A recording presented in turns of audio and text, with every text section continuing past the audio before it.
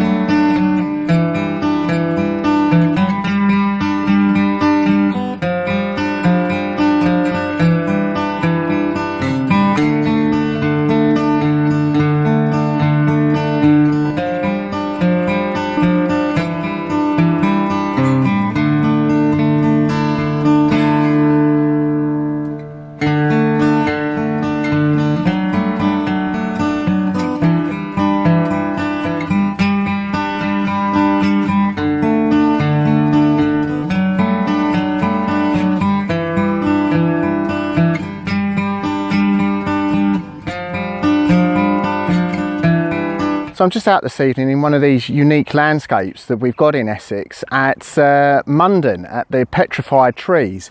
So it's a group of trees that have obviously had the roots decayed by the salt flats that were here quite a few centuries ago now, and it makes for very interesting shapes. All of obviously the gnarly branches of the trees, and obviously just the fact that they're obviously so grey, and obviously with the sky as well, can really make for some interesting compositions. So hopefully should be a good evening.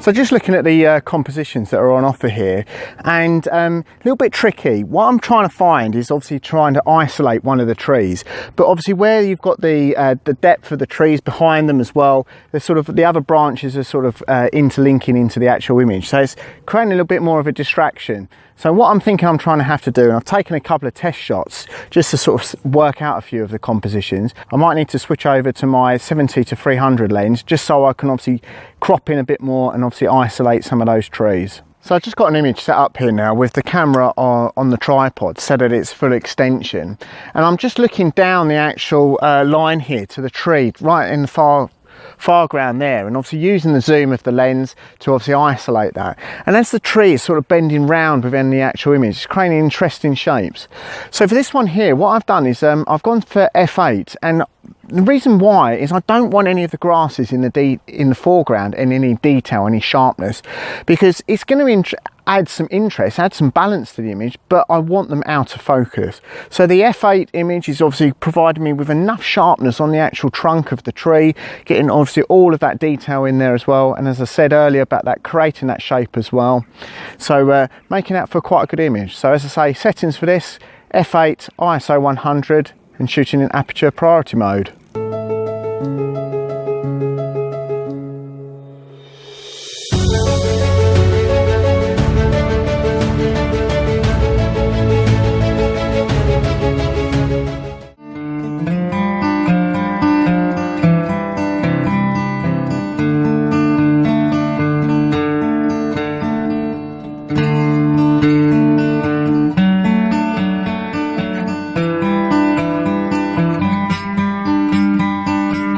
Okay, so what I'm actually doing now is obviously using the longer lens to isolate some of the trees, and I've slightly changed my composition because as the sun's obviously behind you, it's creating obviously a bit more of a shadow onto the actual trees from this angle, and then obviously again creating a bit more of a interesting image, I feel, as well as the light and the dark areas. So I'm zooming in and obviously taking the image approximately f16 ISO 100, but working out really well.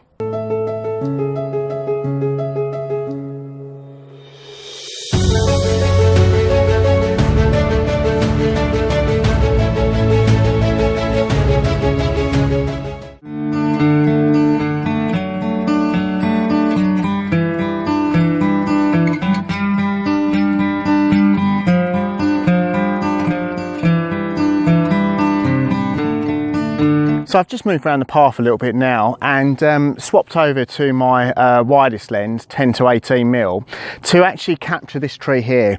Now it's the closest one that I can get to, and as it is private land, obviously can't get actually into the field itself. But with the widest angle lens, what I'm able to do is keep the tree over in the right hand side of the image, and obviously have the branches coming through right up to the top left hand side of the image as well. And with the detail that I'm able to bring back in post-processing in the sky as well, hopefully work out for a really balanced image.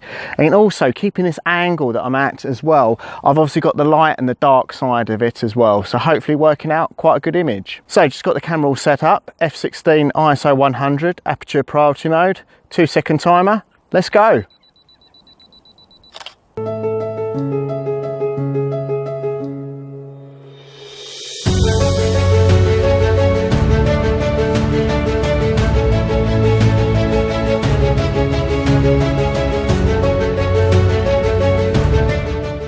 So I've slightly just readjusted my composition for the next image and been able to get 1, 2 and 3 of the actual trees in this image.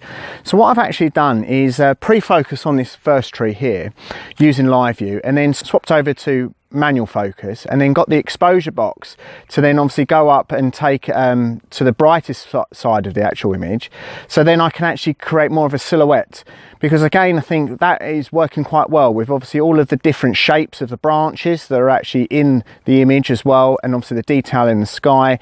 That is actually working out quite an interesting image.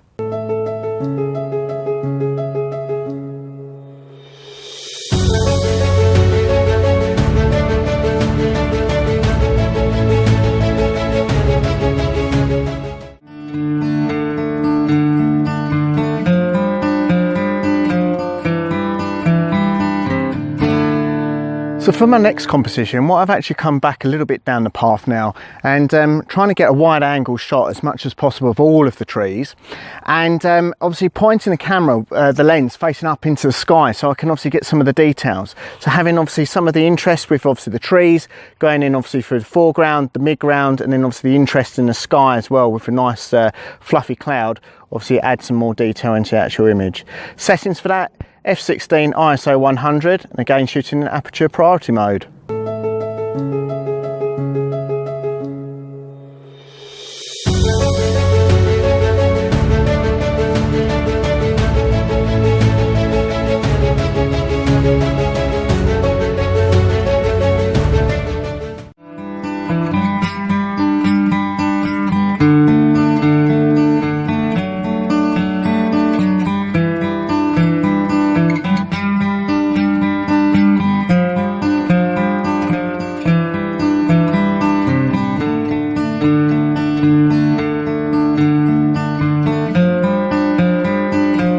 So I've just made it back to the church after being at the petrified trees, and it's an amazing church, really interesting details on it. It's actually a redundant church as well, so it's actually not used for worship. But what I'm trying to do, I've got the camera set up low here on the wide angle lens, about 10mm, and obviously got the foreground interest of one of these tombstones leading straight up to the church door, and then obviously the tower here as well, and going obviously having that low prospectus of obviously the church as well is actually quite a bit of an interest, bit of a different view to obviously what we would normally be used to. So again, settings for that one is f16 ISO 100 and shooting in aperture priority mode.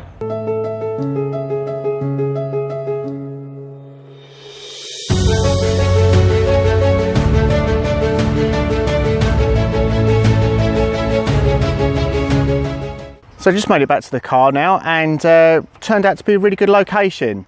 And the compositions that I was able to capture with the petrified trees are really interesting. As you've already seen them, hopefully they've turned out all right. But and again, obviously the interest of the detail of the church as well, really interesting. So it turned out to be a really good location. So please leave us a comment if you've liked the video, and also give it a thumbs up as well. Please consider subscribing. Thanks a lot, and see you next time. Take care.